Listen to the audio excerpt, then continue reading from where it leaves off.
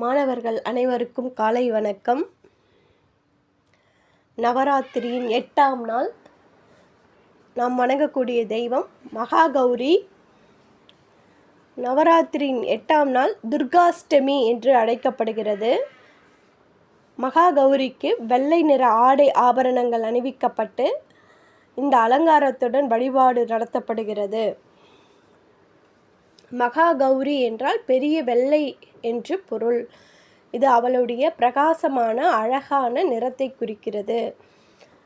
மகாகௌரியின் வாகனம் நந்தி. திரிசூலம் மற்றும் பறை ஏந்தி நிற்கிறாள்.